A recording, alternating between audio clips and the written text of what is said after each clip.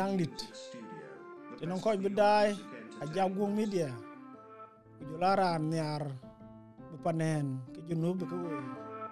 we chak mot ko ke Facebook ben kujula ko YouTube na jaga cha chola chan badiat ke bero ko de kole dia lik ke chak gud lor a che diet ke dia adiat ke lor ke ga dom ke kole an ke Leek Makuek Deng Malou chuma nun chana lwel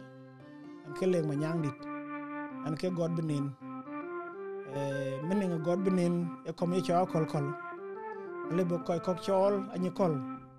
ko le koy kok chol kondok ko le koy chol ku jet yen nga yana chol god benin e ton malwal anong bungak koma ba yo ke malwal ba yo ke matiang le ba yo ke manyang le ba ka yo ke madon ka buk ya ka ke anong ka jwe chan ka deng chi nyir yen mior tangalen deng e mior ben ba mior an deng mior jo jaret deng mior majur deng awer mo nya yual deng mior majur mior deng mabur ke mo yol mior die jo gur man no pan chol bol ke ko ngor a chu chol thi tang chi mech ka wa ken ben wo ka no ngi mior die jo ton die na ga wo mior ke ya wo je ato aka chan ka deng so an chi deng ka ju yen wo ko Facebook diet ke kak ka diet lek cha ka damping diet ju ja to ka kan ka gut ato in chale koy dai ka dia thank you binga gam gu pinnum ayin gu goñ me goranu gu deng jong le jabe nyin me de loy loy chun nyok wek die ga wa deng lore nga kin gam loy osana aler ku malwale deng manon gu chedereng nyok lora gam gu pinnum ayin gu goñ me goranu gu deng jong le jabe nyin me de loy loy chun nyok wek die ga wa deng lore nga kin gam loy osana aler ku malwale deng manon gu chedereng nyok lora gam gu pinnum ayin gu goñ me goranu gu deng jong le jabe nyin me de loy loy chun nyok wek die ga wa deng lore nga kin gam loy osana aler ku malwale deng manon gu chedereng nyok ku dum pakir kwali na ler to wicheng aloy ajang deng kaywen kuma ken bul kuma jung ton majuj kwa yengi loy ma panu machar jungror chogate gwendien lian kuiro an bero der gwet man chul aruba chwejo pan chul inche dung da nyot jeng ngaga yele chi loyde ko ja chini mithung jam ko ja chini mithung war ku ko ja chini mithung nyi loy lora gut chul garangawan ayuba kire lor anajira ithongo ni koy menim madulal ya bagam juk dunga yithongo panen kidie kachewara gela ganyin kichan bidom dhiro panen ato koy kedato gam juk dunga yithongo panen kidie kachewara gela ganyin kichan bidom dhiro panen ato koy kedato gam juk nyan jola luga ye jol ji dabit nyan wan moch bae piad nyan dior chetige nong bai koko ga ye jol ji liwo nyan wan moch bae piad nyan dior chetige nong bai nyan jola luga ye jol ji dabit nyan wan moch bae piad nyan dior chetige nong bai ting jir ke ko ga tong diar ke panaluk chiman to wanyer ding kwa chule ding ut mandang jana wege mana bungriang nyan pakir abulir yang anyona biawel nyai tong diar ke panaluk tiang ben lui pande nyan chola kena biawel nyai tong diar ke panaluk ting pan nyalwal ting lui abithie jiman ko dong bachir ke kogaluk nyana chola jang ting di naut achulu uti panawik kucheman nyang ting pan nyalwal ting ilu ya bedie jiman ko dong bachir ke kogaluk nyana chola jang ting di naut achulu uti panawik kucheman nyang ting pan nyalwal ting ilu ya bedie jiman ko dong bachir ke kogaluk nyana chola jang ting di naut achulu uti panawik kucheman nyang Madunga yatia wang nang lung wara chapya yung no menom ter kingia jabi manu banjir Ega jog duing wenga wirding wara chapya yung no menom ter kingia jabi manu banjir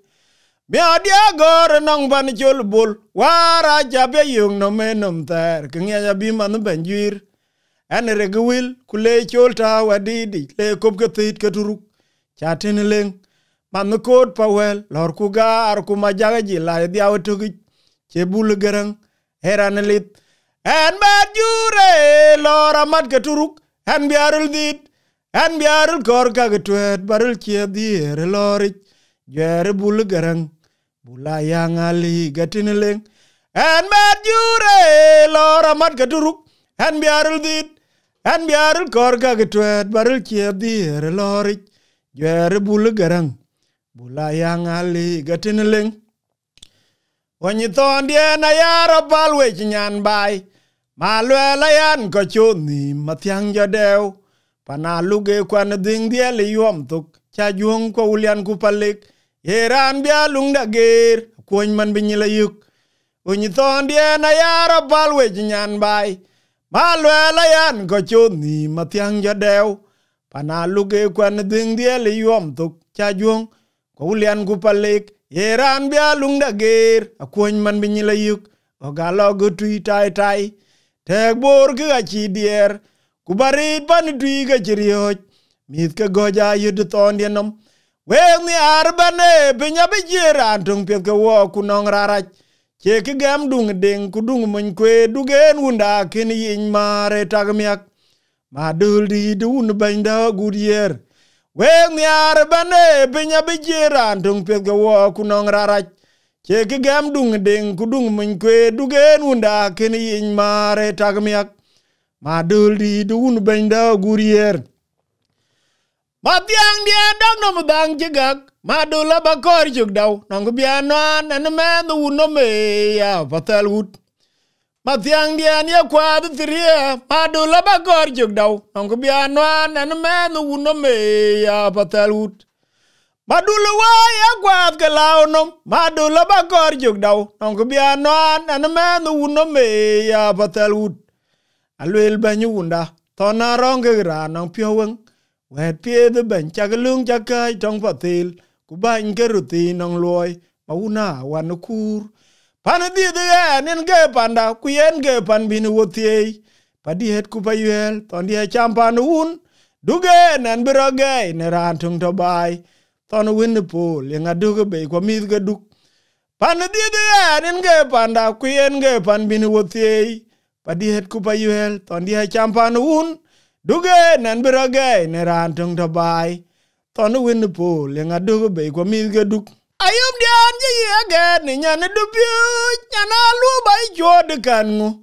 nyali chopira kar bato ting nei ilang dunga jak ane ar bato ting nei chu ya ji again ni nyan du pi nyan alu bai jod kan ngu nyali chopira kar bato ting nei ilang dunga jak ane ar bato ting nei ku baked ting nei lor koy di dabung mok pinya buk du nyamat ya tem ka chol piu an ngi pian lor an jigan yiti mana chwe ko majung twil kwalera tang ma chor gudugui mayen majur ku biratim mayen kuwet ke jonga yi kuwet ke makwin kur an jikon yut cha chimiol ke lor neli chopi dunga jak an yar bato ting dei lor koy di dabung mok pinya buk du nyamat ya tem ka chol piu an ngi pian lor an jigan yiti mana chwe ko majung twil kwalera tang ma chor gudugui mayen majur ku biratim mayen kuwet ke jonga yi kuwet ke makwin kur an jikon yut cha chimiol ke lor oi dien chi nang lwet matiang duot do la nyi unu kwal mun na chi gok jal matiang chi gok jot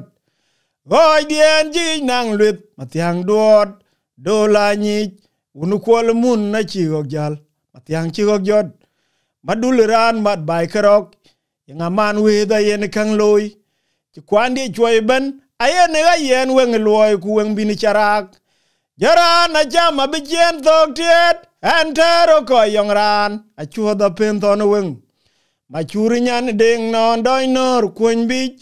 entero ko yong ran a chuo da pen ton wen o jira temu ni ton li wa jwerik koi ta u da da yi ko yong ran a chuo da pen ton wen akin wen pol amon roda wol a chula kwonde ku kwonyi pan chule deng chier la pyo yum chirwa choy mathianga liap ayene ga choy god benin chakom kundu go nyawer amon roda wol a chula kwonde ku kwonyi pan chule deng chier la pyo yum chirwa choy mathianga liap ayene ga choy god benin chakom kundu go nyawer an gora lui ga jwor deng Malou ku jar buam machwor mit ka uda itag baya gageran ci lui ter pola wele rwai ku juel makir en gora lui ga jwor deng Malou ku jar buam machwor mit ka uda itag baya gageran ci lui ter pola wele rwai ku juel makir yali yo mio chiran yen unyot ko jalik ko ye junub gam lo ci dana ko lundit ku malwal wor redgol deng wori na juglon yin ci lo ngori deng wor deng chotiang undi de guda tho gada gudier wale ndemun banyunda kwanang ban tweng nong yi ban deng chier un pan chul ke ga ye koy tweng mid kwan nyal an kwan matyang ton ga juwu ban guda kir chol la garwan majung deng lunrwai chui garar un dinarok lun miora bi nyir ga jung ban guda kir yok la garwan majung deng lunrwai chui garar un dinarok lun miora bi nyir ga jung ban guda kir chol tialarwan majung deng lunrwai